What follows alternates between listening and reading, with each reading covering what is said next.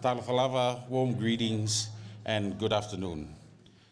Honored elders, Lo Fionga, Fiame, Lo Fionga, High Commissioner, Aiono Hinari, distinguished leaders, members of the Diplomatic Corps, scholars, colleagues and friends.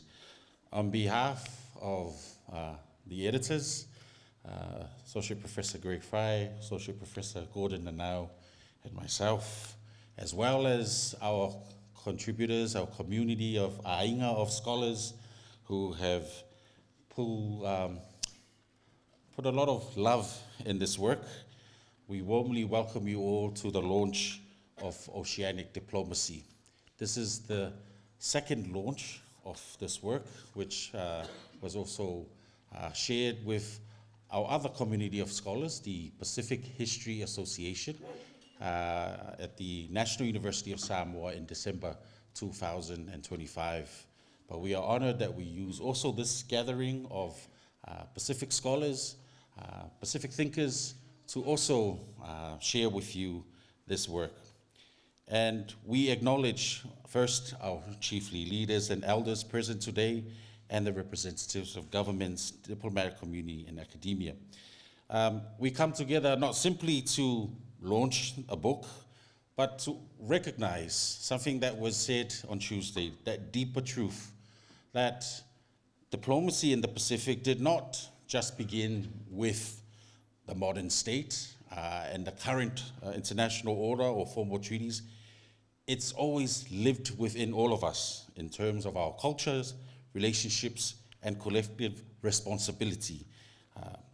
But before we proceed, I just want to say thank you very much for also being with us in the last 2 days or 3 days of our conference. I know it's not easy to be here for such a long time in the university, especially during holiday, but I also want to acknowledge you for being here with us and also those of us who are joining us online. So Oceanic Diplomacy is a result of a collective journey, one that brings together so many different indigenous knowledges throughout the Pacific, the lived experience, but most importantly, rigorous scholarship. This volume, we hope, challenges the dominant narratives and places specific ways of knowing at the center of diplomatic thought and practice. And it's only fitting that this book is launched by a leader, someone whose life and service reflect the values which the authors try to unearth, a leadership grounded in culture, faith, community, regional responsibility, and people.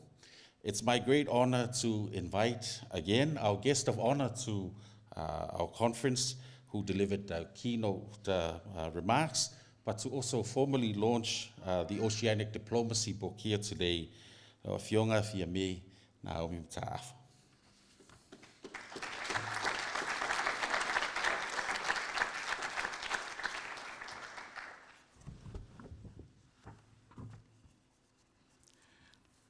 Thank you, Salā, for that very generous introduction. Yuma and Talafalava. Whawhataite lava, and thank you to ANU and especially the Department of Pacific Affairs for being such gracious hosts over the past 3 days. The State of the Pacific 2026 program beautifully wove together academic insight and research, cultural knowledge, recognition, our government experience, community aspirations, creating a space where Pacific thinking could meet policy and practice with integrity. The last few days have been good for me to deeply reflect, but also to have the engagement with brilliant minds, to interpret and create new ideas that has reaffirmed some of the things that I spoke to on Tuesday. That our strongest futures are shaped not only by policy and power, but by people, belonging, and the knowledge we carry together. Oceanic diplomacy speaks directly to this truth, grounding regional engagement in relationships, stewardship, and a shared responsibility across our ocean continent. This book invites us to see diplomacy not as distance or scale, but as connection, woven through history, research, and the lived realities of Pacific peoples. So it's very much an honor to join you today for the second launch of the Oceanic Diplomacy, reasserting Indigenous pathways through the contemporary Pacific. As a contributor, it was a pleasure to share the collection in Samoa last December during the Pacific History Association at the National University of Samoa. This is not just a book. It is a restoration of voice, a reaffirmation that the Pacific has always been a region of dialogue, negotiation, and relationship building, a region of resilience. I wish to share today some sentiments which I also shared in Samoa and inscribed in our collection of Oceanic Diplomacy. The study of diplomacy in Oceania is undergoing a profound re-examination. For too long, the history of our region has been told through frameworks imported from outside, narratives that mark the beginning of diplomacy in the Pacific with decolonization in the 1960s, and that privilege the modern sovereign state as the only legitimate actor in international affairs. In this telling, the deep genealogies of exchange, negotiation, and peacemaking that animated oceanic societies across centuries are diminished to the status of custom or ceremony, their political and diplomatic significance overlooked. Long before colonial boundaries or international conventions, our islands, clans, and chiefly systems were navigating their own pathways of peace, alliance, and exchange across the vast Pacific Ocean. In challenging times experienced, we often go back to our roots to find wisdom on how to navigate stormy seas. Samoa has weathered many storms, both literally and figuratively. Though challenging events weaken our systems, livelihoods, and environments, we have proven time and time again our resilience as ainga, as villages and communities, as nation, as peoples, and as region. Our communal way of life enables and strengthens efforts to bounce back and rebuild, physically, spiritually, and emotionally. This collectiveness puts the microscope on the importance of Indigenous leadership, resilience, and diplomacy. For me personally, in the community settings where I was raised, leadership and diplomacy were not announced. It was lived through the Samoa. These enduring traditions are not relics of the past. They are living systems of knowledge and practice that continue to guide us today. So the concept of oceanic diplomacy, as set forth here, invites us to look again, to recognize the richness of Indigenous traditional and local community practices of connection, and the cultural principles that have always underpinned the governance of relationships between our peoples. It is an approach that rejects both the dismissal of these traditions as mere custom and their superficial appropriation as cultural window dressing.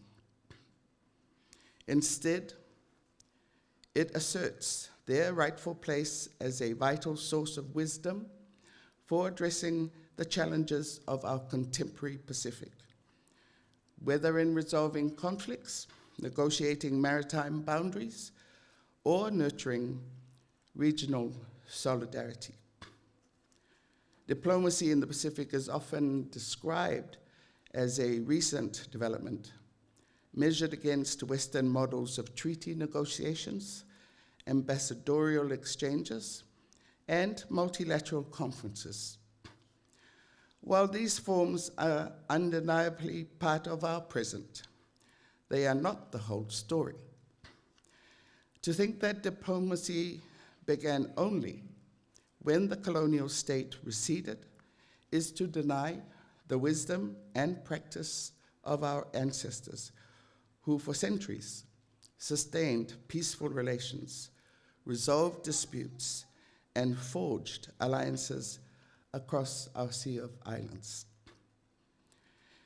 This conversation is not only academic, it is lived and deeply relevant to our present.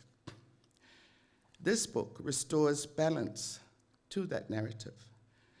It illuminates oceanic diplomacy as both concept and practice, rooted in the political communities of Oceania and guided by principles that emerge from our cultures, genealogies, and relationship to the ocean itself. It reminds us that diplomacy is not only the formal work of states, but also the enduring art of managing relationships between peoples. Whether through ritual exchange, feasting, kinship ties, or shared stewardship of land and sea, our ancestors charted pathways of connection that remain alive today. For us in the Pacific, this recovery of knowledge is not only of scholarly importance, it is of urgent practical significance. We live in a time when our region is confronted by profound challenges: climate change, the protection of marine biodiversity, geopolitical competition, and the sustainable management of our resources. In addressing these issues, we must draw upon all the tools available to us. Some of the principles of oceanic diplomacy studies have shown us, like respect, reciprocity, reconciliation, and solidarity. It provides a compass for navigating both internal tensions and external pressures. My experience with Samoa's diplomacy in implementing the foreign policy is guided not by power, but by Samoa, a deep commitment to respect, relationship, and responsibility to others. We move in the world as we do at home, listening before speaking, protecting dignity, and caring for the bonds that holds communities, regions, and generations together. In a time of global division, Samoa stands as a small nation with a strong voice, reminding the world that true leadership begins with values, not force. We have insisted that the governance of the Pacific must remain with Pacific peoples, even as the region attracts the attention of larger powers.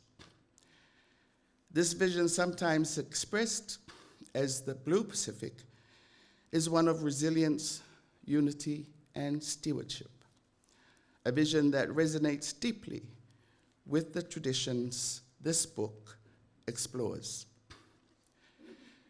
This volume also contributes to the wider project of Pacific Studies by reaffirming that our own ways of knowing are central to our understanding of politics and international relations.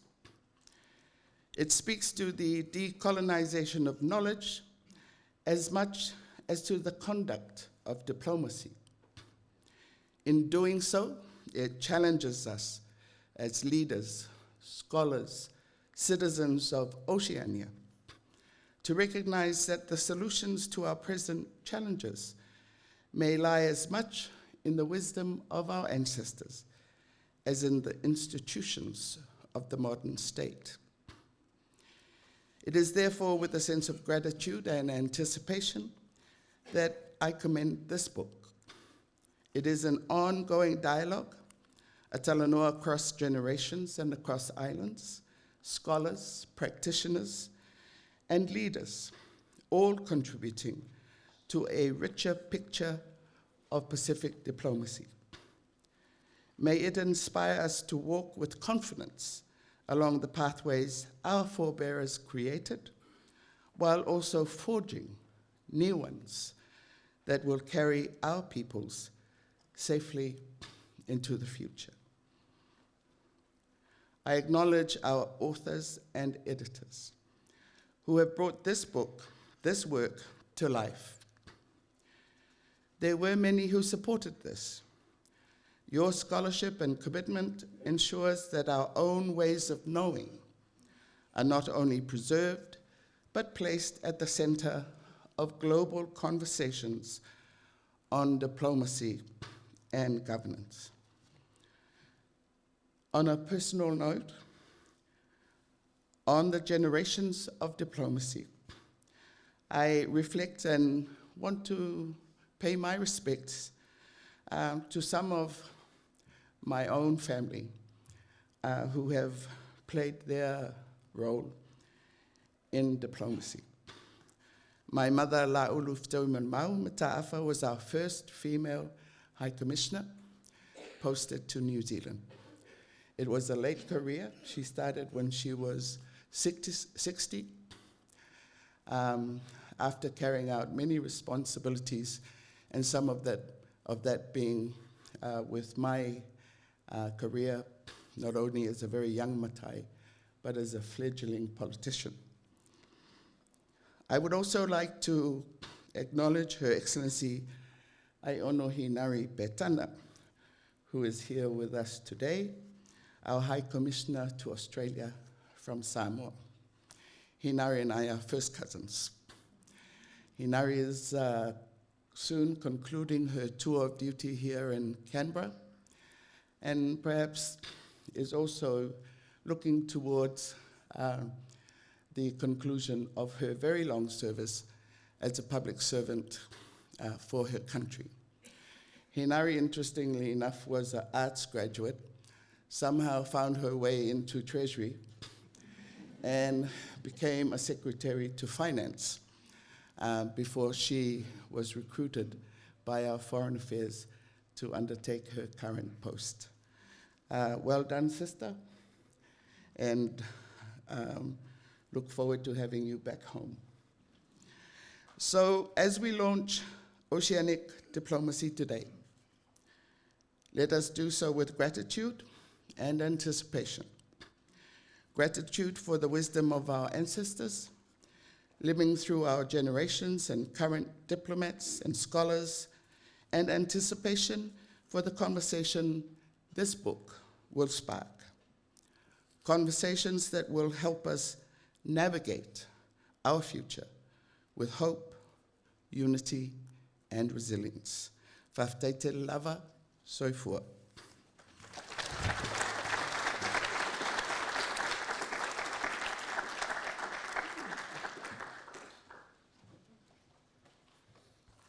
Whaftaite le lava lo fionga, lo fulsang matungo fie.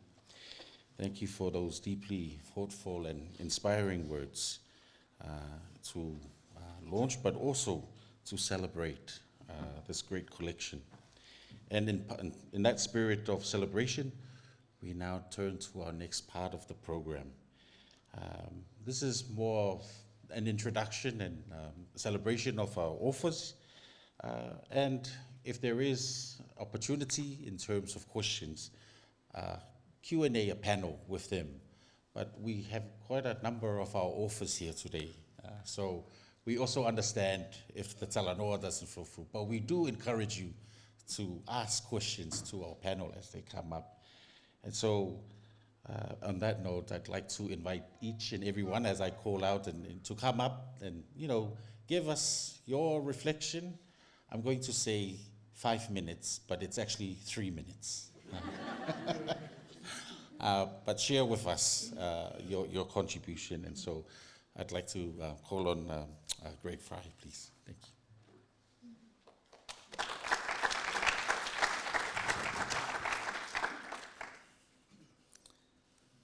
Well, Hi Commissioner and our honoured guest and everyone else for coming. Thank you very much. It's lovely to see you all here. This is a very special occasion for us, and we'd like to, again acknowledge that we are on Ngambri and Ngunnawal land. I know it's the diplomatic protocol in the university to say that once at the beginning, but I think it's important when we're discussing Indigenous diplomacy that we remember that we are in that land. In fact, we'll remember the welcome ceremony and the sorts of values that were being talked about by Paul House. They were very similar to the sorts of values we were just talking about in relation to Pacific diplomacy, Oceanic diplomacy. So there's a lot of connection there, and we do have an Aboriginal chapter in the book to make that connection. So thank you very much for your words. It means a lot to us, Honourable Fiame. It's been an incredibly proud moment for us to have you as in the foreword of the book and also speaking to launch these books in Samoa and here. It's wonderful to have someone who's so experienced talking about the value of this in a contemporary context and to take that forward for other readers. I think you'll enjoy just reading their foreword in terms of capturing the key elements of the book, and certainly as we'd hoped it would come across. I'd like to also mention another acknowledgement here to Pia Manoa, who's the dedication in the book. Pia Manoa may not be well known to all of you, but he was someone writing at the same time as a Pelihau Offa at the University of South Pacific. He was a poet and a scholar, and he was making a plea at that time for a Pacific humanities, and had a dream. He wrote a lecture called A Dream for a Pacific Humanities. And we asked him to be the person that would sum up our workshop in Suva, at Dumba, our first workshop. And that was a very important moment for us, because at the end of the workshop he said, "This has fulfilled my dream of a Pacific Humanities." And a few months later he died, and very sadly, because we'd hoped he would write the afterword in the book. But we put him there as a dedication because we feel he's the sort of wayfinder for this work. His dream was of a Pacific Humanities that could really contribute to the students of the USP and other parts of the Pacific. So our dedication is to Pio Manoa. We also want to talk about the artist. The artist is Ulamila, I've got my glasses on, Bulamaibao. She's with the Blue Wave movement at the USP, and we just asked her off the cuff whether she'd think about being commissioned to do this, and she talked at length about what it was we were trying to do and captured this, I think, exactly what we were trying to do, which was to look at those connections across the ocean and to see. She was trying to depict each of the little islands as different, but at the same time connected through this navigator diplomat. And it had sort of connections that our historians bring out, like Paul Darcy and so on, that many of the original diplomats in the Pacific were in fact navigators. Navigators had to be diplomats to actually navigate through the oceans, but then to actually navigate on shore the social relationships that would create a peaceful welcome at the other end and an exchange, or a place where people could come for refuge in storm and so on. So this was a particularly apt representation of what we were trying to do in the book. I want to have a special mention of the copy editors, because they are behind the scenes, Vanessa Winter and Suzanne Fraser. I think all our contributors will appreciate just how many times they had to go to and fro with their work, because these people are so meticulous and so caring about the quality So we really appreciate their hard work. We also acknowledge our partner, USP, because I think it fits well with the themes of this conference, that we didn't just have a formal partner in USP, but also our contributors were all connected with University of Guam, New Caledonia University, Auckland, Canterbury. So we had connections across universities in the region. And lastly, for acknowledgements, our publisher. We'd like to thank Macmillan Brown Pacific Centre. ANU Press was going through bad times. We were very keen to have a press that would actually have free download for students, so they could read it anywhere in the region. And fortunately, Macmillan Brown did have such an operation at an early stage, and they took us on, and they did a wonderful job there. And we thank Siddhaveni Ratuva, the professor, distinguished professor, Robert Nicole, who managed the project, and Janos Nalasko, who did all the hard work on layout. I just want to say, I will be brief. I just want to say a few things about our contributors. Enormous thanks from the editors to our contributors. I mean, it was hard for all of them to be approached by us and say, would you like to write us a chapter on diplomacy? Because the typical answer was, well, I don't do diplomacy. I'm not international relations or politics. I'm an anthropologist, I'm an historian, I'm something else. But we said, well, wait a minute, what if we looked at diplomacy this way, that it's something it's hidden in plain sight. It's how you live, it's what you see when you're in the village or when you're in the city, in the Pacific. It's how communities manage their relationships with each other, how polities do. So it became a conversation, a very exciting conversation, when people suddenly saw, okay, I can do this, I've got a way in. And so we got this tremendously diverse group of authors who started to talk to each other then, and we all learned from each other, which was really exciting, about different ways of seeing diplomacy in the Pacific. So at one level, it seemed impossible to bring this together because there were so many different stories, as many stories as cultural groups, and within that, so many different ways of looking at the topic. Some were looking at contemporary relevance, some were looking at historical points. But what sort of brought them together, I think, was, in the end, this idea. One idea I thought that brought people together was the diplomatic pathway, the idea which is in our subheading there of pathways across the Pacific. And that really hit at the essence of what the project became. So it came out of the authors, out of the contributors. So Anna Naupa was talking about Vanuatu, she was talking about custom roads, social roads across Vanuatu. So this metaphor using the road or the pathway, but for a social relationship that could make things happen across and connect peoples. And that became the essence of what oceanic diplomacy was, these social pathways.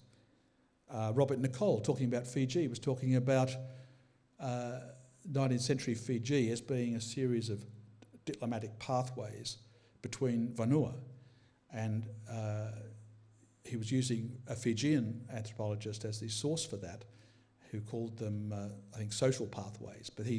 But that was when it came into our overall discussions as something we all might think about. So here it is in Vanuatu. Nick McClellan raised it with New Caledonia, looking at the chiefs there who talk about one of their main institutions being the custom pathways between the tribes. So this idea of the pathway became a kind of subheading to our main heading. The main heading had been suggested by Salā, who was trying to, I think, effectively distinguish it both from Pacific diplomacy, which we see as the policies of states and modern states, and what we normally take to be the foreign policies of states and so on, and Indigenous diplomacy on the other, because often it gets confusing when we use the term Indigenous sometimes in these contexts. So this was to really capture what this was about, the oceanic. So what the contributors added to this was this idea of the essence of that oceanic diplomacy, which are these diplomatic pathways, the social pathways, the relationships. Secondly, they, I think, came out of their discussions was a contemporary relevance of all this. It wasn't just to be seen as thousands of years of ancient ideas of pathways, established pathways that could still be employed or used in some way, but more a common or shared idea of a confidence that pathways can be made now for current situations. But if you do it in accord with certain principles that are shared across the Pacific. So that's where it gets to the ideas of respect and time and how things are done in relation to taking the time to work out the way in which groups will then interact. Take, for example, the Fiji-Kiribati reconciliation and then Kiribati coming back into the Pacific Islands Forum using Oceanic diplomacy rather than Western diplomacy.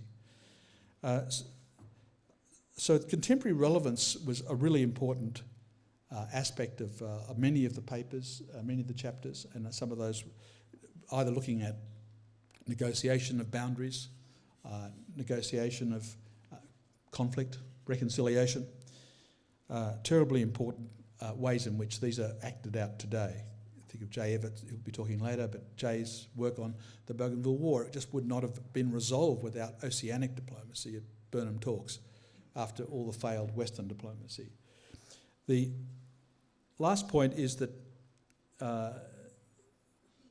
is the situational legitimacy of the use of Oceanic diplomacy. That is, it depends how it's done and who's there, and so different authors pointed to the fact that, say, the particular sort of diplomacy of the Lengo people in Solomon Islands, for example, worked very well when it was between other Lengo speakers, but maybe not when the state used it in a particular way and didn't have the right landowners present, or the gifting was done in the wrong way, or in Anthony's work on New Caledonia, looking at the bonjour ceremony and how it gets can be misused by particular right-wing political parties if they're trying to use it in a way without the landowners there. Or the Ifonga ceremony used by Jacinda Ardern could have been misinterpreted by many Samoans in terms of whether it was really acting legitimately in the way it was conducted in terms of not having Maori landowners there, or indeed not having the mat over the head for more than a few minutes. So it was more, but these are harsh judgments perhaps, but they are questions of situation, and we were asking questions about when is it legitimate to use Oceanic diplomacy, when does it work, when does it not, when is it window dressing, when is it something else. Very last point is that this, as mentioned by our previous speakers, this is a project, not a book. If the book is done, it's just the beginning. It's a project that will go on. There's so many doors that were open, but so many things to be explored as yet. So that for many younger scholars coming on, there's a lot of interesting projects you could engage in here. We've already got three from Angelica, Aka, Ramon, and Salā himself, already in preparation. Logistically, we couldn't fit them in this book at that point, but they're ready to go. So there'll be many others that were involved in the project we haven't yet been able to bring in to publish. So this will go on as a project, and so watch this space. Thank you.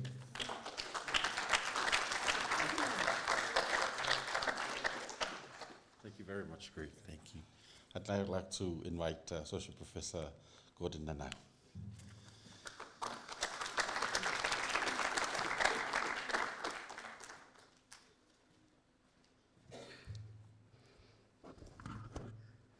Hello, everyone. Me happy to mass for looking for everyone this fall afternoon. Lo celebration, lo launching lo book. Me like for me start with them look savel or the people where what own in place here. Or the kukua blogata or the pikinini blogata by Kermit behind and where I got stop lo place here this time. Hemi important that you may look save logata. Also wish to acknowledge the presence of Her Excellency Fiame Naomi Mataafa, and also Your Excellency the High Commissioner, who, as we've known, launched the book twice, the publication twice. We really appreciate you giving the time and the space to do all of that on our behalf.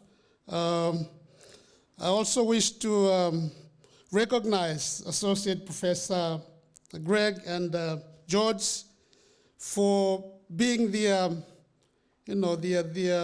what should I call them? The people who navigate this project for all of us, the authors. I think without their vision, without their push, I think it will be an incomplete project.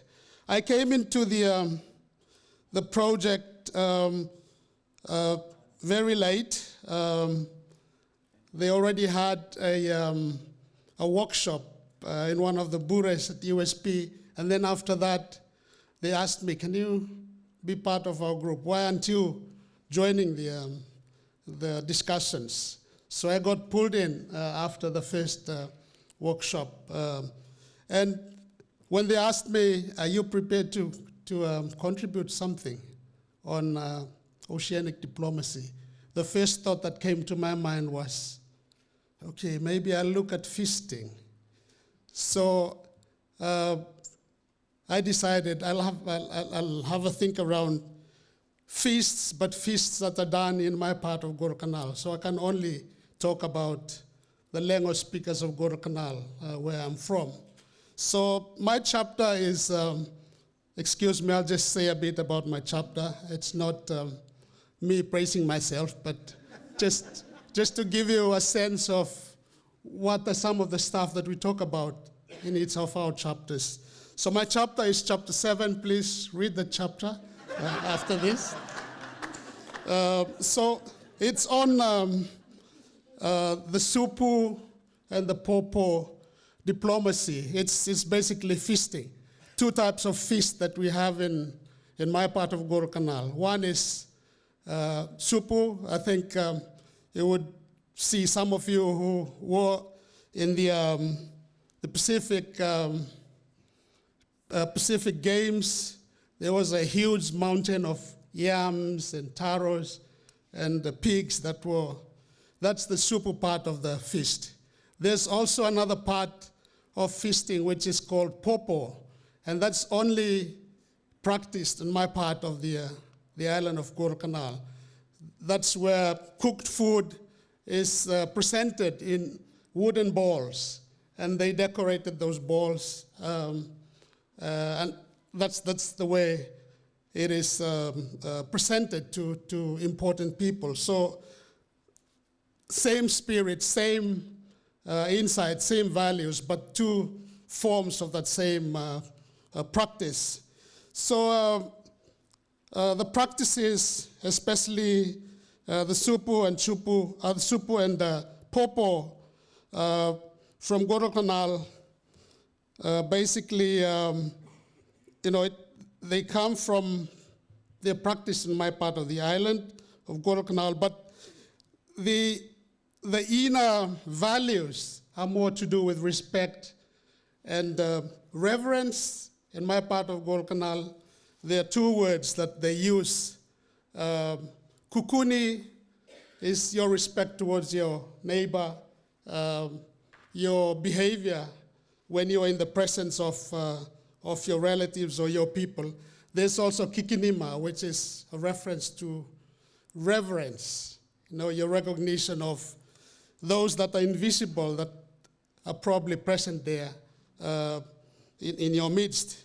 So why I selected that topic was because I've seen over the years that the modern state of Solomon Islands was using that without realizing or without people critically looking at it. The state started using a chupu. So even in present-day Solomon Islands, you'll hear a lot about chupu, but you wouldn't know where does this practice come from, or what is the value that underpins this practice. So my effort there was basically to show that this is our form of diplomacy in my part of the Solomons.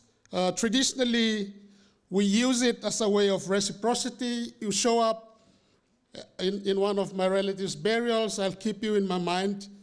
I'll show up when something bad happens to you. just to be, you scratch my back, I scratch yours, basically. They also use it in bridal exchanges, caring and looking out for each other. They also use it to demonstrate how powerful they are in terms of status, in terms of the wealth that they own, that can also be used or abused in that sense. It's very important in terms of conflict resolution and, getting together people to settle the differences. So those were some of the traditional ways or cultural ways that we use tupu. But the state is increasingly using supu and popo to do the national welcomes. When dignitaries arrive in the Solomons, they would give them heaps of food, which is a form of supu or tsupu, and sometimes they give them popo, which is in wooden balls. So they use those in national welcomes and official presentations. They would also use those to appreciate something or to commend events, or basically to open important events, to celebrate community initiatives.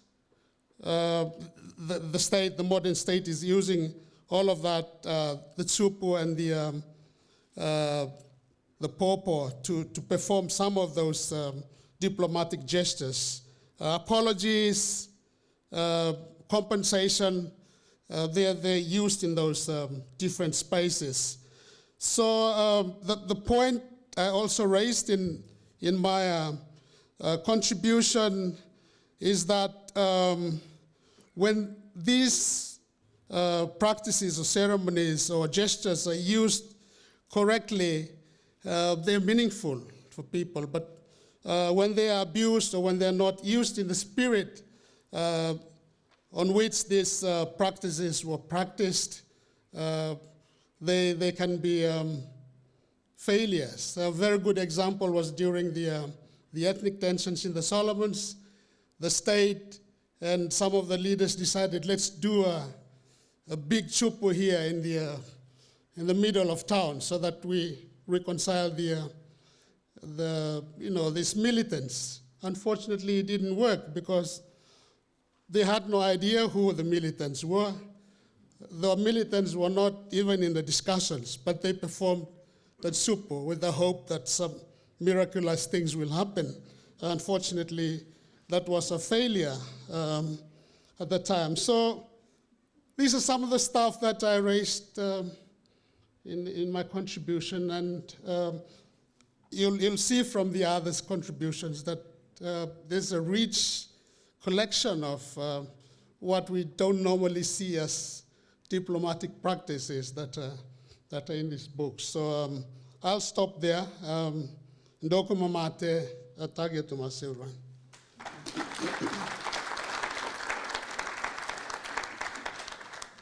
Thank you very much, Gordon. And as part of the contribution in terms of starting the work from University of South Pacific, we're very honored that the work also now continues from the University of Auckland, and very proud to be there. I'd now like to welcome Dr. Risa Meki. Yes, you can't escape us, please.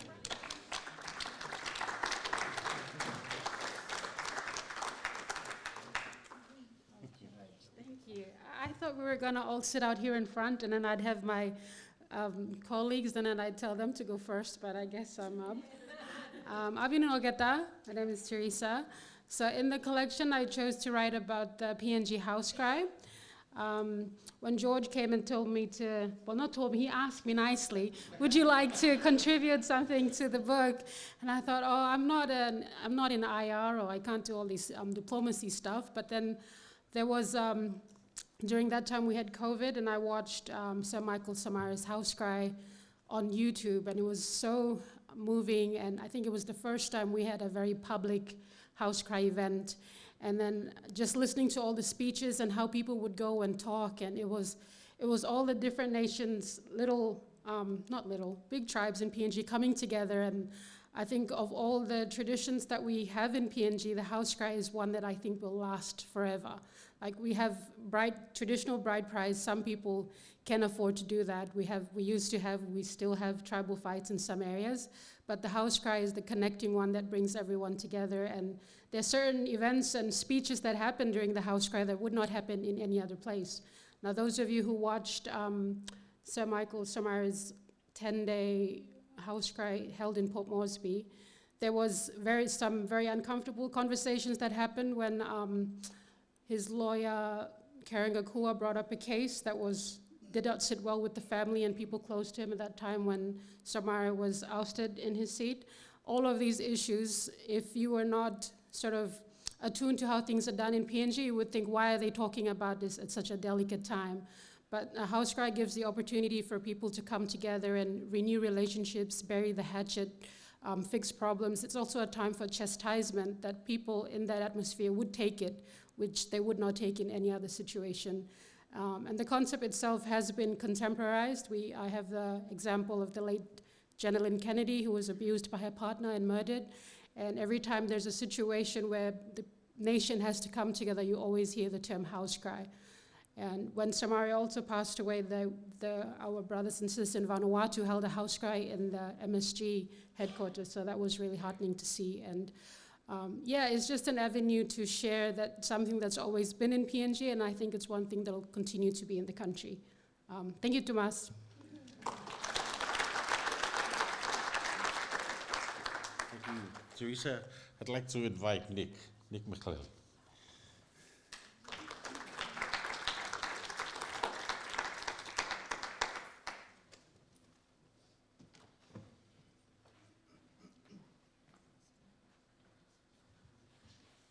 Your Excellency, High Commissioner, I'd particularly like to acknowledge the three Gs, Greg, Gordon and George, who shepherded this work to success.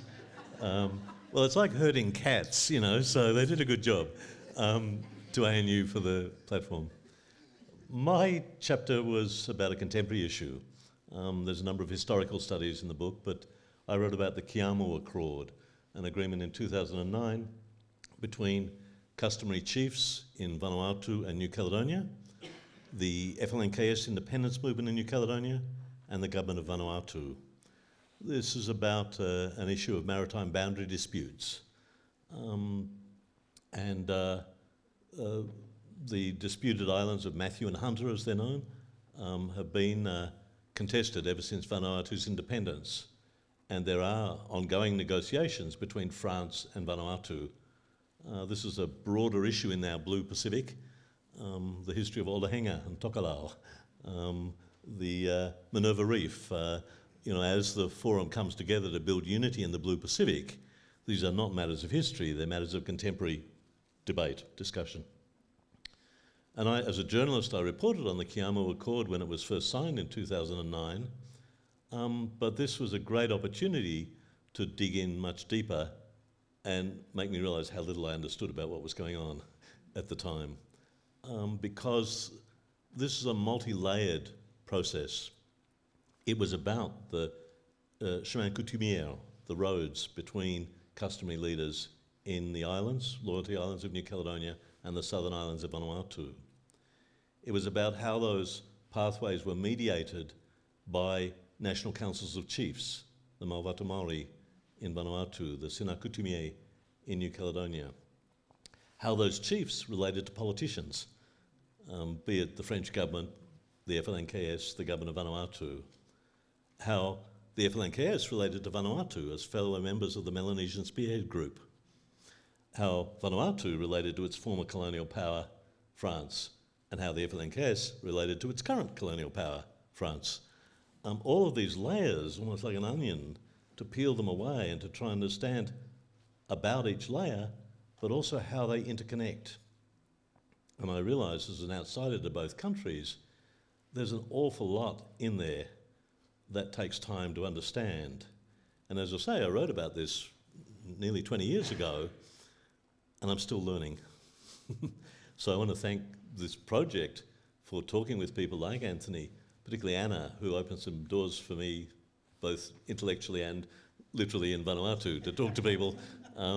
This was a collaborative process, and the opportunity to work together also helped us tighten up our thought about what this meant.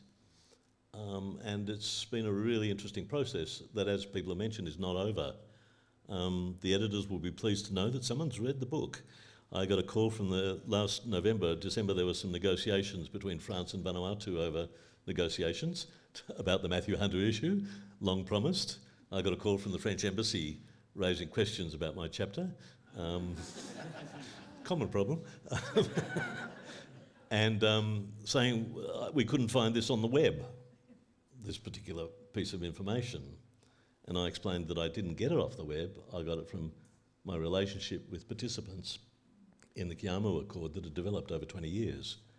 And they didn't tell me things in 2009, but they told me later. And that for me symbolised this whole question. This is an ongoing organic process. It's about relationships, even for outsiders like myself, that over time there's trust and there's understanding. And what seems like a simple heading, France and Vanuatu are negotiating a maritime boundary, is much more complex. And that's the value of this book. It tries to explain that, there is Pacific diplomacy going on, Oceanic diplomacy. The other good thing the editors I want to pass on is this concept is filtering out. Gordon, Anna, myself have been dragged into a team writing a textbook for undergraduates at the University of Hawaii at Manoa on Pacific diplomacy. And we've subverted it, and it's now really about oceanic diplomacy. So it's an e-book going to undergraduates, and I think the invitation to join that team, to share this idea with a new generation of people, to say this is not just leaders who can conduct oceanic diplomacy, but all of us as civil society people. We talk about church diplomacy, we talk about women's diplomacy across the region, we talk about it not just being about state-to-state diplomacy, but it's about how people relate together. Thank you for the invitation to join this, it's been marvellous. Thank you very much, Nick. And closely associate, I'm very happy to say this, Dr. Ananaupa.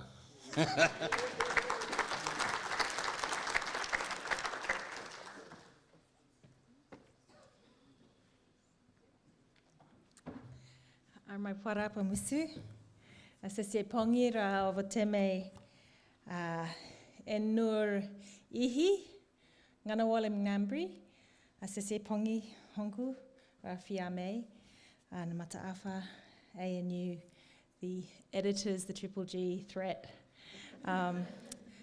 I was a latecomer as well to this project. I was not part of the original workshops, but by chance, Greg brought me in. Thank you, Greg. At a time when I was contemplating life and where do you go, I'd been grappling with questions, and when he came and spoke to me about this book project, I realized there was a home that I could go to and really nerd out. So thank you. It then made me do a PhD. So that's how wonderful this book is. So if you never get to chapter 14 in an edited book, mine is called The Steering Paddle of Our Canoe, Culture in Vanuatu's Diplomacy. I started off in a very statist approach to see how our country of Vanuatu, which, like the constitutions that we find around the Pacific, embed our cultural values in our constitutions. And I was curious about how does that then translate into the practices, not only just obviously the legal system and framework, but when we say we are founded on cultural Melanesian values in my country, what does that mean when we then engage in diplomatic spaces? So what I do in my chapter, and I'll keep you really brief because then it became a thesis, right? So I won't do that part, was that I looked at three, the question that was posed to us by the 3 Gs was, how do we create this framework? And I want to acknowledge Her Excellency Fiame's talk just before about how do we work with frameworks that come from within us as opposed to external frameworks. And so they'd asked, how do we create a framework around oceanic diplomacy? And so my contribution to it, my offering, was to say, well, I want to look at three things. One is relationality, one is reconciliation, and one is unity and peace building. And then in my chapter, I have three very short, I couldn't even call them a case study, I called them a vignette, because that's the thesis, right? But I looked at how this then manifests. So how does this manifest within a state frame, but also within a societal frame? So when I looked at relationality, for example, I followed the MSG adoptions that we have in Vanuatu, where different provinces adopt a Melanesian Spearhead Group member. Nick talked about his chapter around Keamu Accord and the relationship between my province in southern Vanuatu, which is Tawhea province, and the Kanaki people, particularly the Loyalty Islands of New Caledonia. So that was there was an adoption ceremony that happened as well around the same time. It preceded this, just prior to the Keamu Accord signing.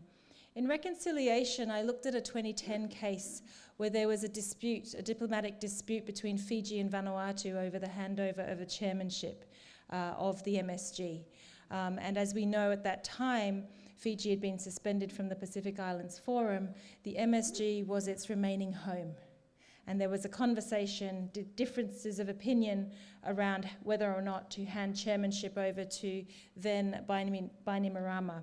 And so I look at the reconciliation process that was then brokered through the Solomon Islands, and Barbara Age, who's here from the MSG, not here from the MSG right now, here as a PhD student, but was a very critical actor within the MSG Secretariat as part of that process. And thank you, Tomas, for those who, like Barbara, who helped guide me in terms of understanding what reconciliation looks like in a diplomatic sense when we draw on our cultural values.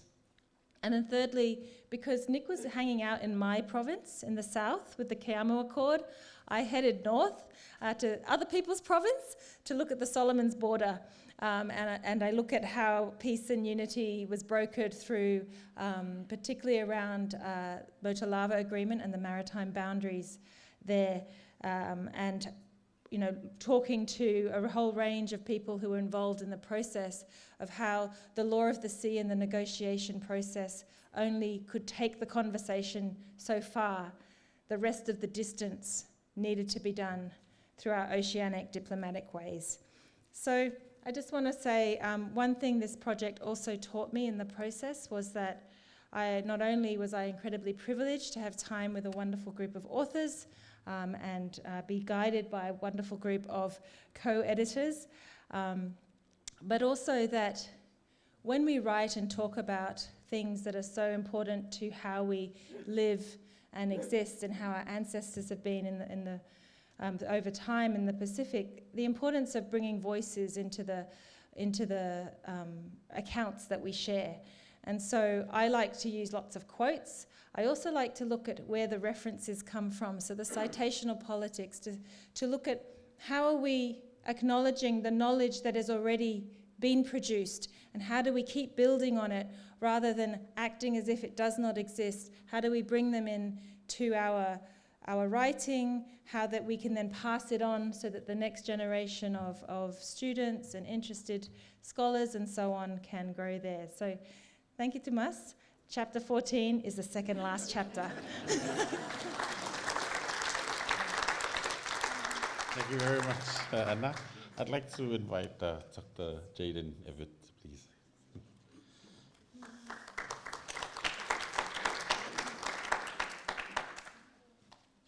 Kia ora koutou, e te pirimia, e te manga mātua, tēnā kōrua, a mātou e tita, mātou hoa, tēnā koutou. My name is Jay. I was probably one of our least qualified contributors to this book. It is my master's thesis, so I am so sorry for you all. I think I'm the last chapter as well, so if you make it that far. Second to last, well, one of us is last. Good luck. I wrote about the Burnham talks in 1997 in Aotearoa, New Zealand, down in Christchurch. that helped bring the Bougainville conflict to a ceasefire and then to a truce. I don't think at the time I understood 100% where I was writing this. Greg had helped guide me towards this, and I don't think I understood as a master's student about the implications of writing about Bougainville in the institution that has both Anthony Reagan and Ron May. And I approached it with the blind optimism of a graduate student. It's been a real honour to be part of this, and as a Palangi boy approaching something like this, it's a real privilege to get to be part of. One of the things I've learned from this experience, being surrounded, it also led me into a PhD. My goodness, thank goodness I got out alive. One of the big things that I took away from this process personally is somebody who doesn't quite feel like we fit in. I'm a settler. I've grown up here. My family lives here. We have our relationships with Māori, with the region. But then coming through and being supported inside this group that was doing so much beautiful work on who we are as a region, and realizing that there is a place for us, but that we have a burden that we have to carry, and we are responsible for uplifting and protecting those around us and their knowledges. So it has been a delightful learning process for me, to a point now that I think I've learned through my process that when we as settler states take on the roles and take on the traditions and start to practice the practices of our Indigenous people and those around us, we have a responsibility to do it correctly, and to do it properly, and to keep others from misappropriating and misusing it. It's something that I've taken quite personally and has led to those of you who may have been at the, what was the conference in Wellington? PIPSA, the Pacific Islands Pacific Studies Association. Those of you who were unfortunate enough to see the panel I was on, where I may or may not have ripped into the French embassy staff for misappropriating some of the ways that we talk about our region in pursuit of colonial policies. I imagine this is going to be something that sticks with me for life, so I'm really sorry to everyone who has to deal with me. Thank you so much to our 3Gs for making this happen, for inviting me, for involving me, and for a project that I know will continue for the rest of my career, and hopefully will spark many other academic careers as well that follow this. So kia ora koutou.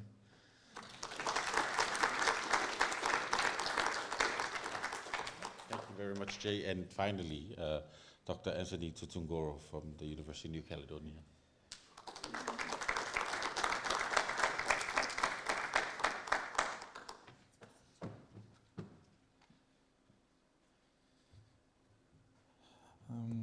Bonjour tout le monde. So, good afternoon, everyone. Before I talk, I'd like to pay my respect to the visible and invisible in the room. So I'm just realizing my notes are in French. So maybe I can talk in French this afternoon, so just as a refreshment for everyone. Before I talk, I wanted to thank you so much, the 3Gs. You have now a new surname, but especially Greg for bringing us together during this long journey. And I have to admit that, to my knowledge, in my young career now, it's the only time we have this privilege to have a space where it's not only about just writing a chapter, here is the topic, and in 6 months, please send the chapter, and then we put all the things together. We had monthly online workshops where each of us had to prepare presentations, 10 minutes presentation. And it was, to me, I took it as a training. So it was an occasion for us, especially the young scholars like Jay, Teresa, Jope, all the young team in the canoe. It was, for me, really formative, to dare to talk, to dare to show our materials, our way of working, and being connected. So there's not any more boundaries between us, because we are all in different islands, right? But you just connect the Zoom, and then everybody is in the boat. So it's wonderful. So thank you so much to the three of you for making this happen. So when you came to ask me what could be the kind of diplomatic protocols or practices I could enlighten for this project, I tried to use the most simple one because we have so many customary protocols in the Kanak culture. I use the most common one is the geste de bonjour, the hello gesture. When you enter the space, you always present, for the first time, you present your geste de bonjour. In my language is the Ureparin language. You come, you show your humility and to your guest, to your host. So when I thought about the particularities, I say like, look, every time we go into a space, we present this geste de bonjour. This is diplomacy, right? You come, you show respect, and you hope your host to host you well. But before that, you need to show that you're coming in peace, and that you want to build something with the people who is hosting you. So in 2022, when this email came, I had finished my PhD interviews. I finished my fieldwork.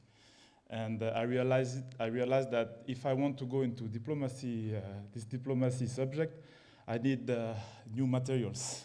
So thanks, Greg, I had to go back on the field to make new interviews. With that, I articulated my chapter. So I will not make the promotion of the chapter because I don't know what's the number of the chapter.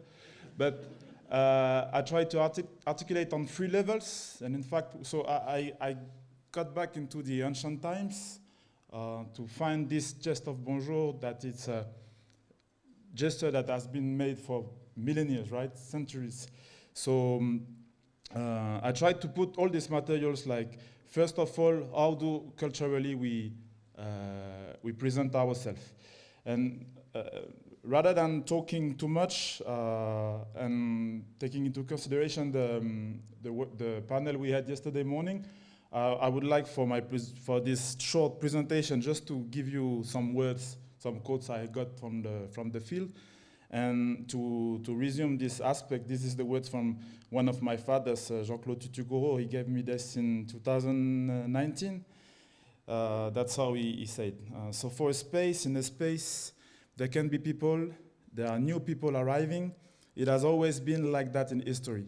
Either they get killed or they kill the others.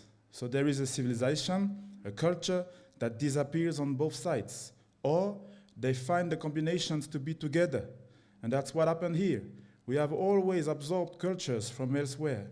If we go deeper, we see that the art of welcoming, the respect for the foreigner, all that is something we carry within us. It's this mechanism that allows us to anticipate problems. We must never consider foreigners as enemy. You should even raise them.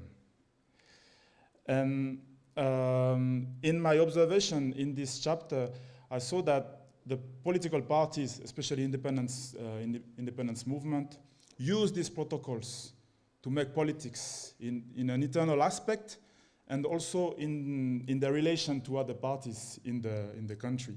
So that's what I tried to raise. And 2022, remember, it was a bit like an historical year for us, because just the year before, 2021, we got the election of Louis Mapou at the head of the government in New Caledonia, which is a leader from pro-independence parties, but who has also been the first pro-independence leaders to be the president of the government. So to me, it was like the diplomacy of the New Caledonia's government will turn with this aspect. And because also he is Kanak, so he has a clan, and he comes from this history I've been talking about. And when he made his speech for this, to give the policy for the next steps, that's what he said during his speech, 2021. The identity signs that are the official identification mark of New Caledonia are still too timidly used. Our objective is to promote the country's anthem with more enthusiasm. We will ask that it be learned and sung in schools, and that the inscription of the motto and the use of the 2 flags in the communication of institutions must be rigorous. Furthermore, we will propose that the customary Senate conduct a reflection so that the customary gesture which is really present at all levels in institutional protocols, is made official. And that's the last dimension of the chapter I wanted to bring you in, so please go and read it. It's the using of the geste de bonjour in a diplomatic way of acting of New Caledonia when they go in the region, when the leaders from the government go into the region, how they will use this culture of engagement.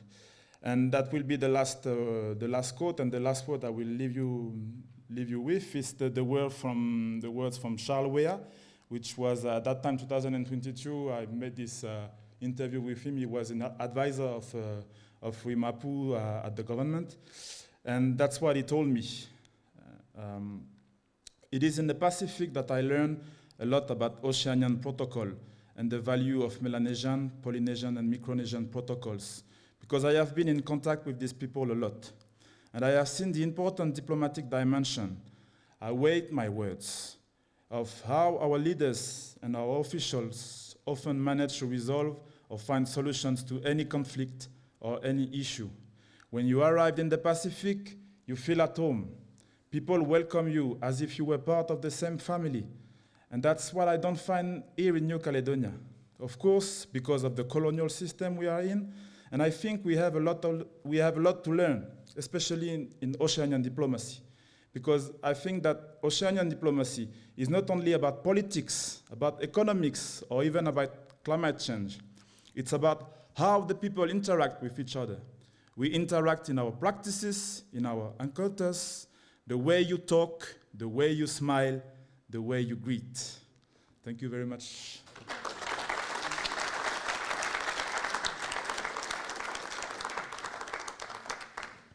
Thank you very much, Anthony. Unfortunately, we're changing the way that we're conducting our book launch, and we are also running out of time as well. So we will move forward. We'll leave our question and answer to the tānoa. We will have a bowl at the end of today, so please do come and join us there for our Q&A. But before we conclude, we have made an opportunity so that one of the reasons why we were very passionate about this, and as we said, that this could be an opportunity for us not only to have a textbook for the university, but also that could be a textbook or a document that could be useful for our policymakers or diplomats from within the Pacific.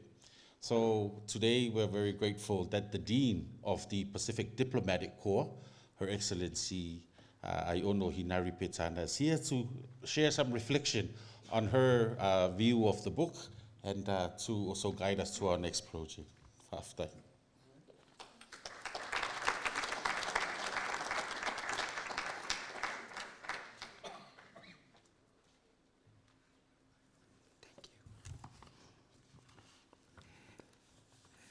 Talofa lava, ladies and gentlemen. When I first came here, I was really hearty and whole. And after 10.5 years in Canberra, I'm not sure whether it's diplomacy or something else in the air. Because I'm leaving with a voice that was much lesser than what it was before. And my walk isn't as straight as it used to be. So it does say something, maybe it's the water. But first of all, I wish to acknowledge the illustrious gathering here today of participants to this conference, referring to their titular, their persons, their cultural identity, and their mana.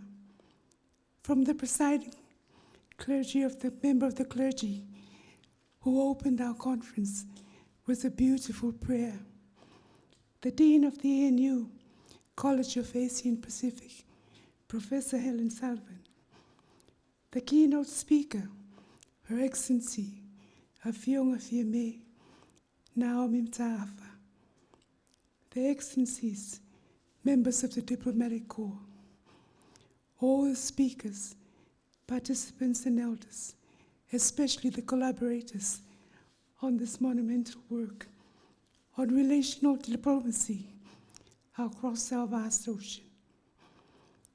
At the opening ceremony, we were invited to use 3 strands of raffia as a first step towards weaving a pattern, a conceptual step to weaving our tapestry of life in our respective societies and cultures to a bigger tapestry encompassing the biggest ocean in which we live. The ocean that nurtures us like a mother, helps us traverse distance, and blesses us with more when her children learn to weave collectively the tapestry that helps them move forward together in solidarity.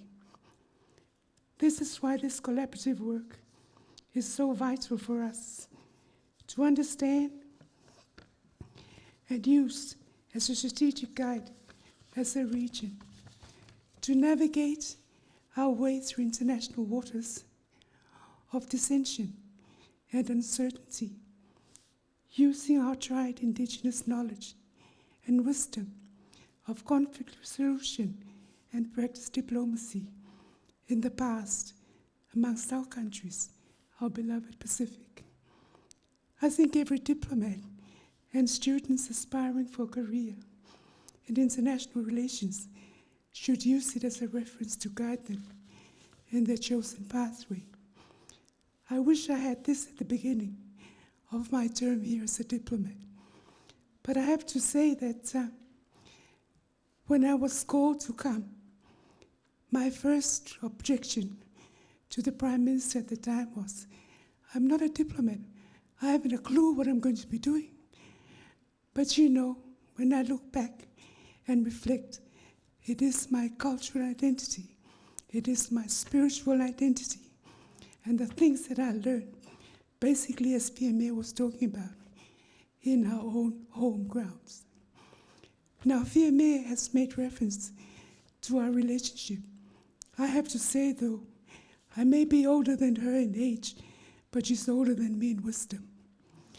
Because she became not just a politician, but as a chief very, very early on. I've only just started being a chief at a much later age. But there's much to learn, and I continue to look forward to these kind of gatherings for that. So may I, on behalf of the diplomatic community of Pacific heads of missions and our colleagues here with us, thank the Pacific's finest, the authors, the editors, and all those who collaborated on this magnificent work. The book tells our story with integrity. It recognizes that the work many of us carry out today in foreign policy and international engagement is not new, but grounded in our cultural heritage and wide oceanic tradition of respect, reciprocity, dialogue, and stewardship.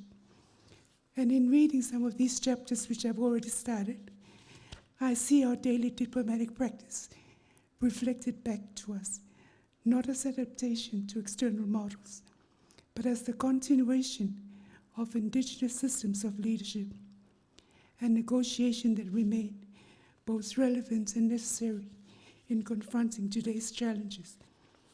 For our generation of diplomats, this work is essential. And hearing the comments today about continuation of this work really gives me a lot of hope that this is just another ongoing dialogue between our nations and our peoples. And it is really not, it's not optional, but foundation to Oceanic diplomacy. I commend the authors and the editors for creating not just a book, but a living Talanoa, as the Mayor referred to.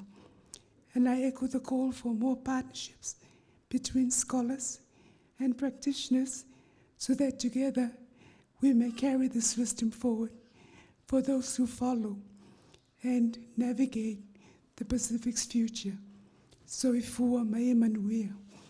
Aftai.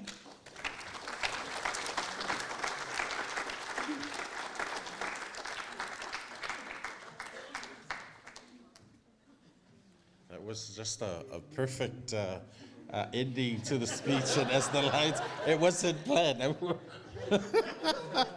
But no, whaftai te lewa, no whionga for those kind words. I mean, for more than a decade, it's been a distinguished service as the Dean, and as an exceptional leader for the Pacific. For us here in Canberra, you have been championing our Pacific voices inside DFAT and across Australia, strengthening diplomatic relationships and advancing our interests. But I think as one of our chief and elders here, I'm very grateful for you have been a steadfast friend to the university, to the Department of Pacific Affairs, to the Department of Pacific Institute. I think we've really felt and appreciate your presence in every forum that's happened here, whether it's a World Bank forum on labor mobility, or whether it's a forum on gender and politics, or even today on Oceanic Diplomacy. You've always been kind with your time and your wisdom in being here, and also keeping us academics accountable. So this was a ploy to have you here and to celebrate you. You know, I know you've been, you do not want us to share light in terms of that you are leaving us in terms of your service, but as the scholars, students, and also your Pacific community here in Canberra, we really, really, really are appreciative of everything that you do. And as you return home, we offer our prayers and best wishes for good health, for prosperity and renewed strength.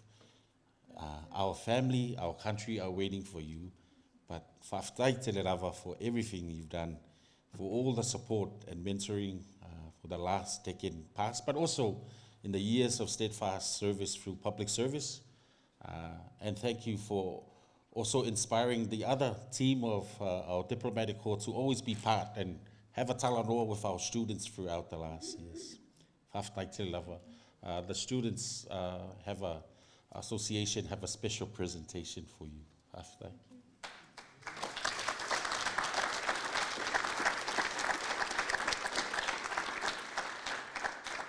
And we were also reminded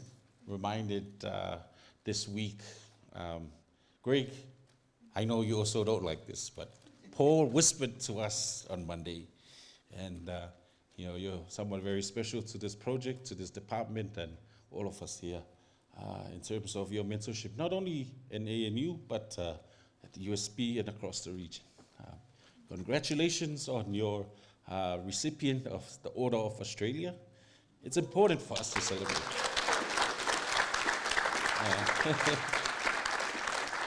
We'd like to present you with the Order of the Pacific, but for all your work, higher education, and supporting us and your guidance.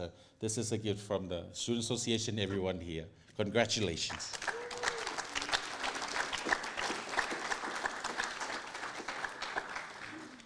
And that will conclude the launch of Oceania Diplomacy. Thank you very much. But do not leave. We also have another special presentation for the closing ceremony, and then we will conclude our event for today.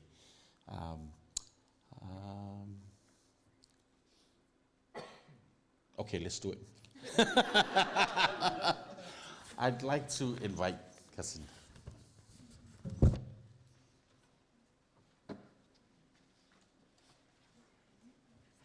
Good evening, everyone. Good evening, Florida. Oh, let's try again. Good evening, everyone. All right. So, you know, in the culture in the Pacific, you cannot just end like a talk story or a talanoa without having to celebrate. So this evening, we've got the Pacific community here Sorry we could not represent all the Pacific countries, but we managed to capture only 4 within the last 24 hours.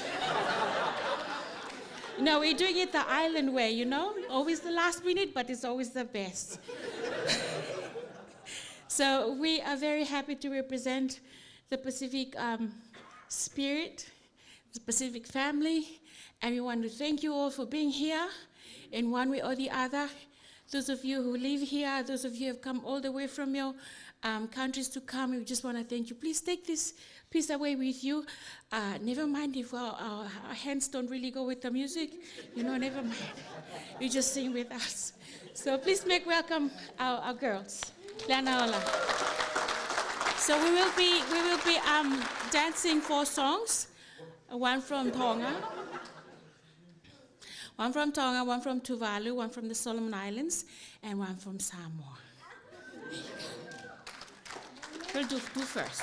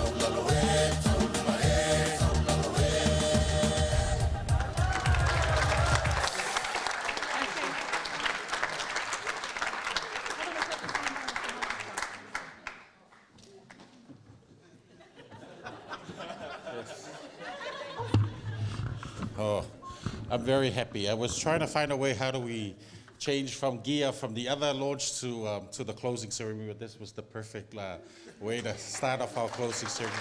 Thank you very much.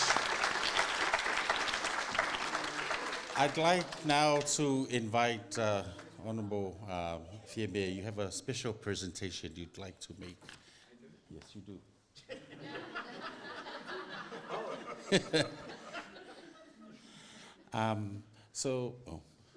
Yes, it's been a long day.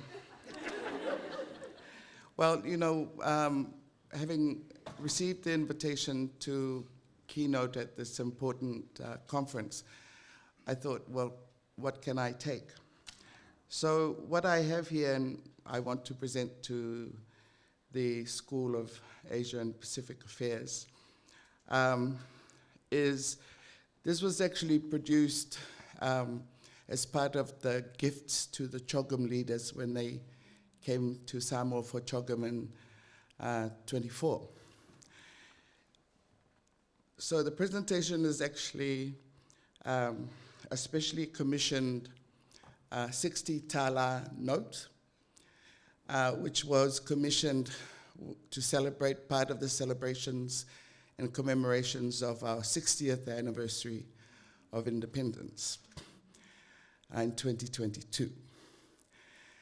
So it's a significant marker of our journey of self-determination and sovereignty and so forth. So I thought it might be a useful thing to present to the school and colleagues here. It's an interesting note. It has my picture on it. You know how the royal family give you their pictures when they come and visit, so, you know, following in that tradition. But this is very interesting. It's a bit of a girl story. So it has my picture as the first female prime minister. There are 2 signatures on this note, which is for all legal tender. It's the Minister of Finance and also the Governor of the Central Bank. And both those positions are held by women for the first time. So it's a good way to commemorate the journey. And on the other side of the note is the picture of the Samoan Prime Minister and the New Zealand Prime Minister, the outgoing colonial administration, Samoan Prime Minister being my father. So it's not really about me, but I thought it might be a useful thing, George, you know, for the university and historical markers and so forth. And thank you very much for inviting me to participate with you all at this very significant State of the Pacific conference. I wish everyone well, returning to your respective homes, and those of you who are here at ANU. I'm going to ask Dr. Nayamui if you could receive on behalf of the Dean, because she's not here, if you could receive on behalf of the Dean. I have another good story.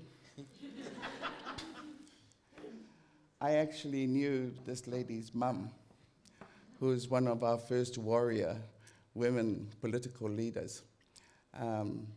I was a very young fledgling MP. So your mum was the leading light for those of us who came along. Very pleased to present this to you for the school. Thank you very much.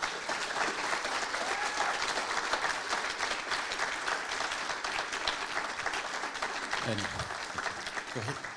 And on behalf of the Society for Her Excellency, Fieme. And yeah. And on that note, I'd also like to invite Dr. Nayamui for the final closing presentation.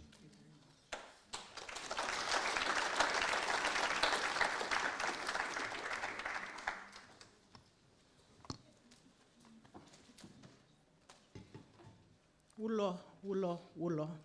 Thank you, thank you, thank you.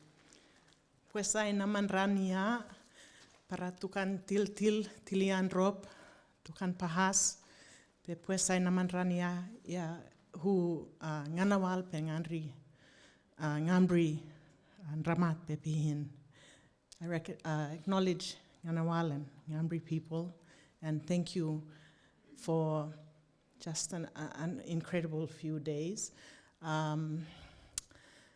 You will all know that academia is a very hierarchical institution, and if you know this space and you know me, you're going to be wondering how the heck is she standing there today?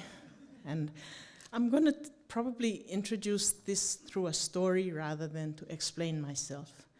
I spoke about, when I introduced this on Monday, and it's fitting that we end with this. I said til. What did til mean in your own languages? We said, what is til? Tilia and drop. Drop is the basket. Til. Tilia is to weave. The other word was pahas. Pahas was beyond the material world, the spiritual realm, the world of meaning and knowledge, where we deliberate over big issues and in search of reaching fruitful outcomes, the kind of diplomacy that you've talked about, when big decisions have to be made. In Manus, relating to Ndrop, there's a myth, not a myth, but like a story, a poheri, a legend, a story tumbuna. Two sisters, Nakohai and Napoton. They were from my people, my mother's people, ancestral land. Tupla making basket, Tilia and Drop. They were making baskets one morning, and one of those strands got blown away by the wind westward. And a chief, Pokop, on the west side, he saw this strand. He was getting up and basking in the sun, and this strand of fiber reached him. And he was curious, maybe enticed, lured by this. He knew some women had been weaving, and these strands had come to him. So he followed the strands back to Lahan Bulihan Rohut is the name of the small village these sisters were. In the process, he mapped the land. The story maps him traveling across the land. And what follows, to cut a long story short, was love, betrayal, pain, fleeing betrayal. He married one sister, but he eloped with the other sister. And in the process, but intergenerationally, he had made the first sister pregnant. So she gave birth to a son who grew up in that intergenerational process, wove then into a little bit more contest against him by the son and peace by the two mothers. So Storyblo, we've heard it today, all the different kinds of roads of diplomacy. Life's not easy, it's complex. So if you're asking, what the heck is she doing there? I'll tell you, these things spoke. They must, you'll see in your own families, when you see a fiber, you know a woman is present. She's weaving. There's the mother weaving. These are all over. So maybe G, one of the Gs, by the way, if he texts you and says, I need some advice, be really careful where he's going to drop you. So maybe G saw the fiber. The fiber spoke for itself, and I am only here today because of the fiber.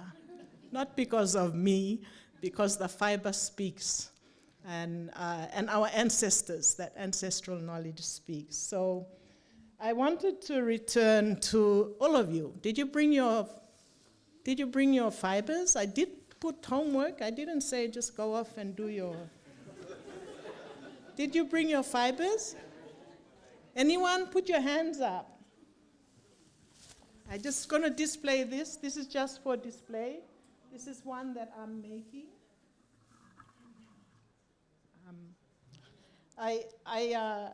Because we can't, we connected Til and Pahas. We connected the material, the relationships, and the conceptual. It's fitting we end with the material. How did all of this, and I just wanted to reflect a bit on that, if I may. Did you bring yours, anyone? I took your advice. Yeah. I'm staying on my own lane. Did anyone take this? Did anyone say, I'm sticking to my own lane? Hands up. Be honest. Okay, well, guess what? You guys are bosses. You receive the baskets, and you are the ones who collect the baskets and you distribute. Who did try? Yeah. And some of you apologized, came and said, no, I'm sorry. I said, don't apologize. So I wanted just to reflect a bit on Tiliandrop, Pahas. And I don't know, again, the basket speaks that I would meet Your Excellency here. I tried to keep it quiet and not make too much of a thing about it, but the basket spoke and I connected to a very important history. So I would like us all, as I'm talking, to think about 3 strands of concepts, meanings, through all the different sessions you attended this week. Think of 3 that really resonated with you across the very diverse spaces.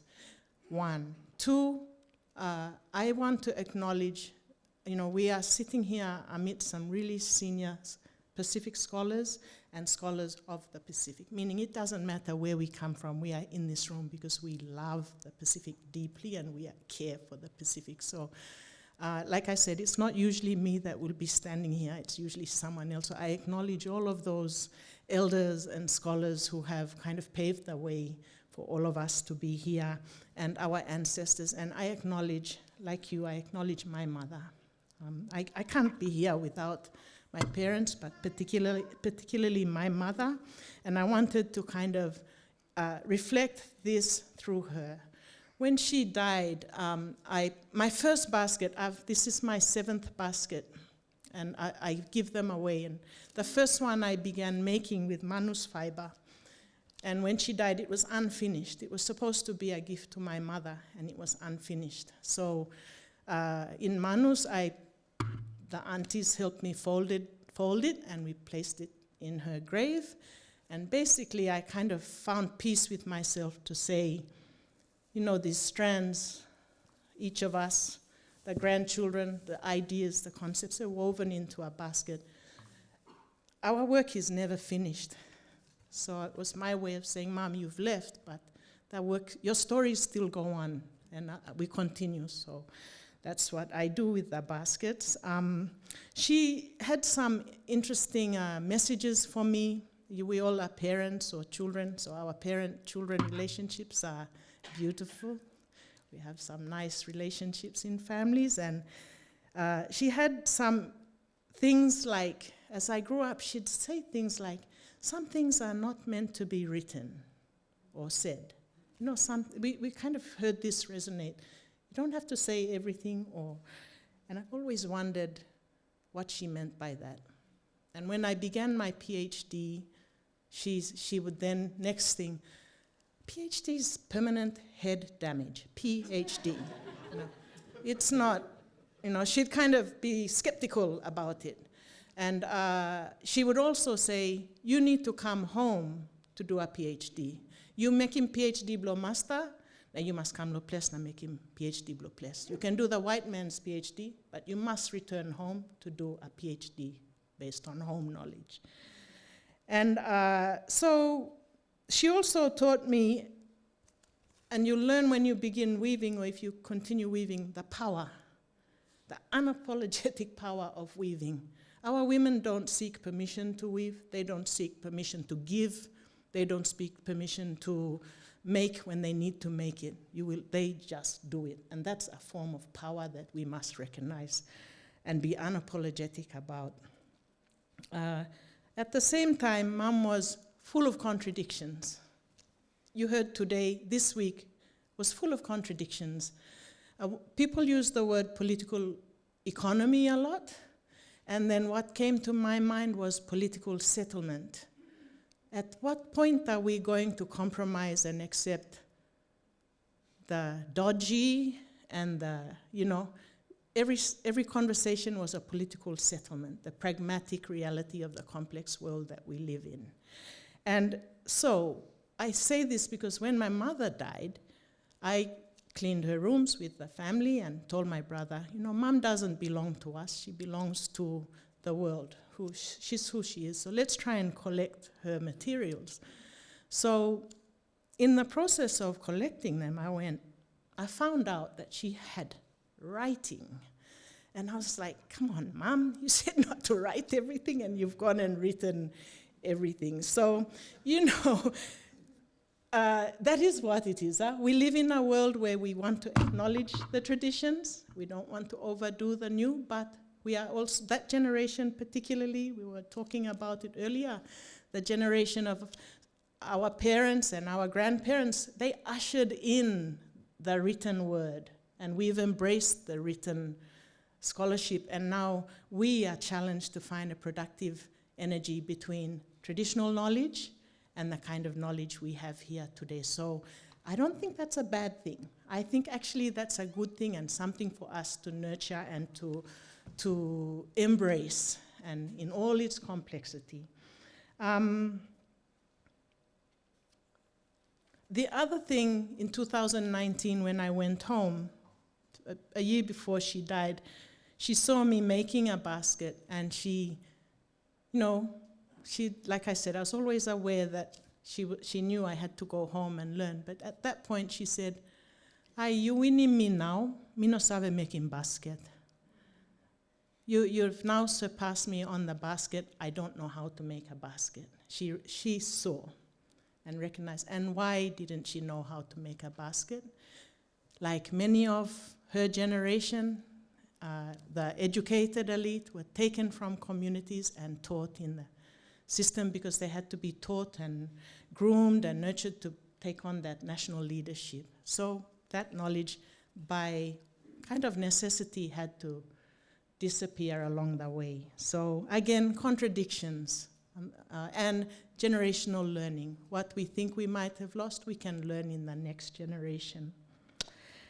I don't let anyone, when we talk about journal articles and all of those kind of academic things, my judges on the basket are the mothers at home, no one else. That's the power I have to give them. No one will judge this. The only person who will judge it is the woman in Manus Island. The person carrying it, the person I've given it to, and who will say, that's a good basket. Oh, it's not good. The fiber could be finer. That's the judge. So again, allowing space for that kind of room for all of us to interact. That's all. I put this here because some of you said you didn't do your homework, and that's okay. Remember I said it's not failure, it's you tried, you have another role. And a big message that came through all these last few days was slow and intentional. Nothing is rushed. So I started this basket about 18 months ago. Yeah, so it's slow, it's laborious, it's not fast, and I do it when I have time in between everything. And this is actually a gift for my parents-in-law in Papua New Guinea. So again, the basket will travel home. And usually we don't display the baskets half-made. We usually present them. There are these traditional protocols. I'm sure no one will mind us breaking a few of those. It's all right. So it will go home, and I was hoping it would go home next week, but I won't finish it in time, so I'll have to find another way to get it home. So, don't rush things. Resist the... I was coming and I said, we are weaving in the time of speed. Does that make sense? Yeah. We're weaving in the time of speed. And if you are weaving, it means you can control the weaving. You might not control the speed, but you can control the weaving. Entasol liklik tok tok blomi. I have nothing more to add. There's plenty I could say, but I just want to congratulate George and Messi and Jesse and Lindsay and Steph, the DPA team, for putting an incredible program together, for the vision to link the material and the conceptual, the relationships. And when George asked me, I don't do this, but I realized that it's been an honor. It's been a great honor to share a little bit and to share, the material life of our people and stories. So thank you, George. I've done my duties. All of you, before we finish, did anyone want to, really short, 3 things, 3 words? Anyone? No? Okay, when you're talanoing and doing your stories, think about those issues. And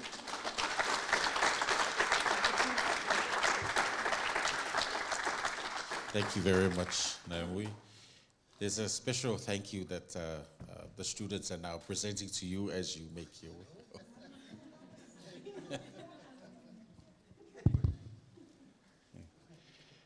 I think there are no more words. That was our closing remarks and our thank you from Naomi.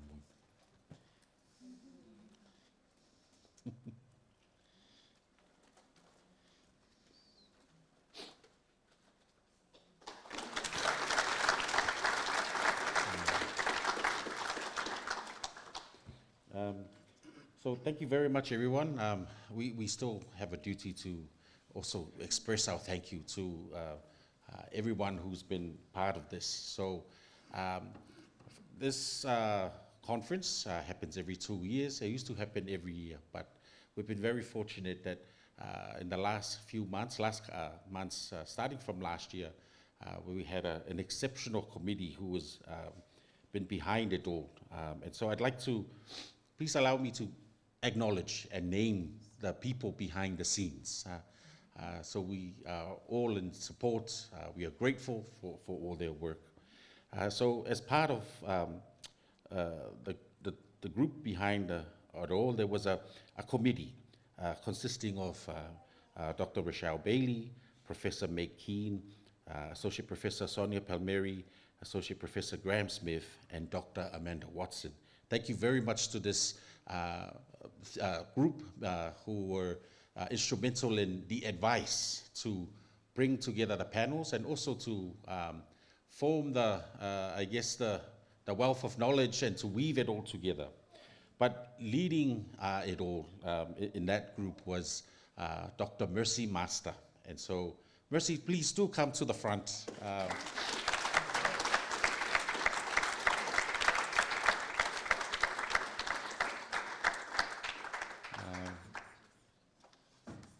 Mercy has been exceptional in all her work in bringing us all together. This is the brain trust behind it all. Thank you very much, Mercy.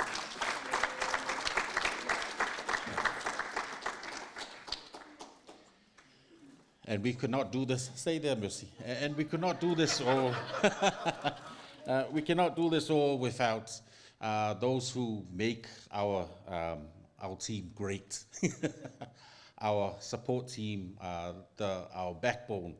And so we are very grateful to Lindsay, Hannah, Stephanie, and of course Angela, who day in, day out, especially the last week, the last few days have really brought us all together and putting a tremendous program together, as well as the AV team. Thank you very much for all your support in connecting us to everyone at home.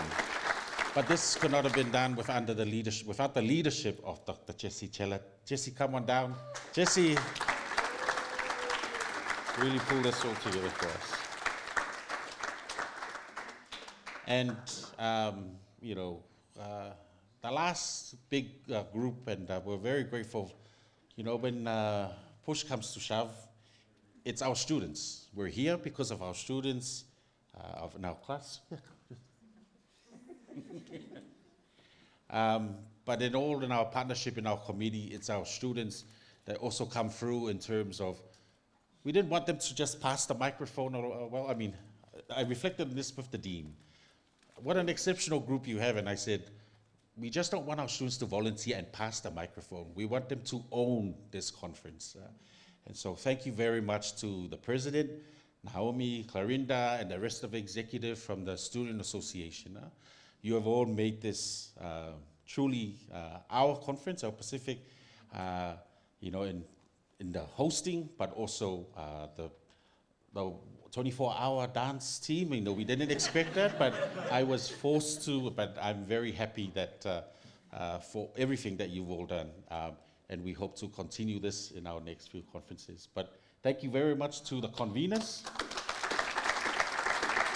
And of course, we acknowledge Paul House, the Dean, Her Excellency Fiame, and all Her Excellency also Aiono Hinari Petana, Greg Fry, and all our senior scholars, and everyone here in this room for making this tremendous conference this year. We're very proud, we're very happy, and we look forward to more to come. Now, Clarinda, I'm going to hand it back to you. We're now at the end. No, before we end, I'd like to invite Reverend Dr. Ungatea. Please, before we celebrate in our dancing, please bless us with a closing prayer. I'd like to invite. It's not proper that we start singing before a blessing, to bless the ending, bless the ideas, the flow of ideas, the sharing of ideas, but also to bless the journey home, to bless our gathering. I'd like to ask for a prayer to end our formalities before I hand over back to our wonderful group to end us off.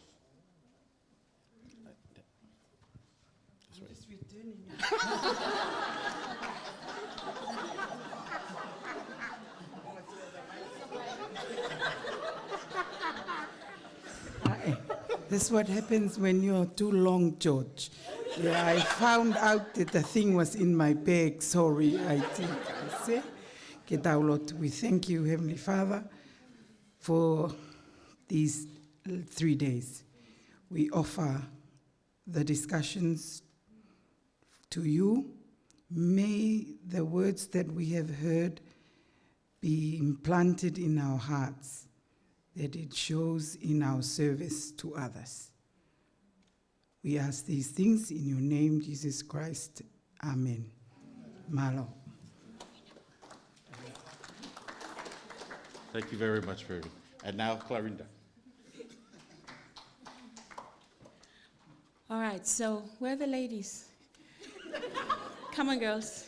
So now we are going to perform another 2 dances from the Solomon and the Samoan.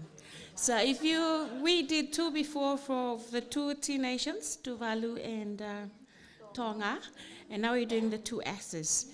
So they stand for ST as the state of the Pacific. Thank you.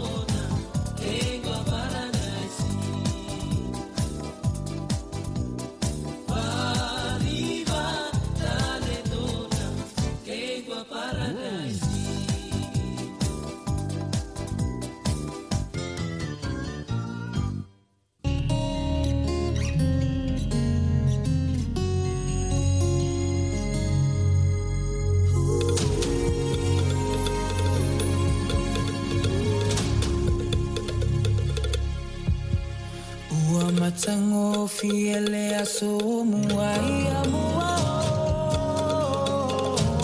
Sauni mai lau pati malepo tupulanga samo mai fa afia fia Efa avai samoa ile atua Oloi fa sino mangalena Samoa elo ua tunu upele Pele pe ilo uanganga Tupulanga samo mai ai fa fia fia mole au mai moa Amane de lau siva mafali o winga tausa fia Se mai ala ia tenge samo taulele ai Ia neloa Ole samo O te mita mita ile vasa loloa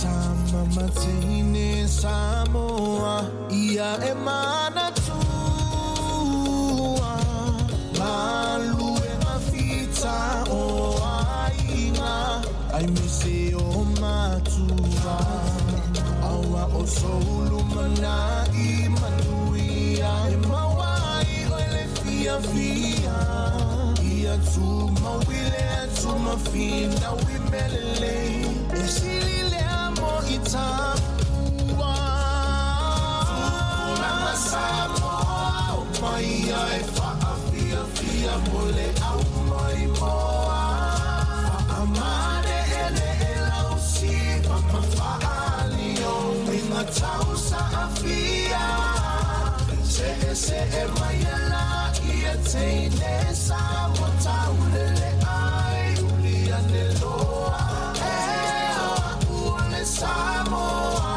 O te mita mita ile vasa loloa Tupulanga Samoa Mai ai fa fia fia mole au mai moa Amane de lau siva mafali o winga tausa fia Se mai ala ia teine Samoa taulele ai ulia neloa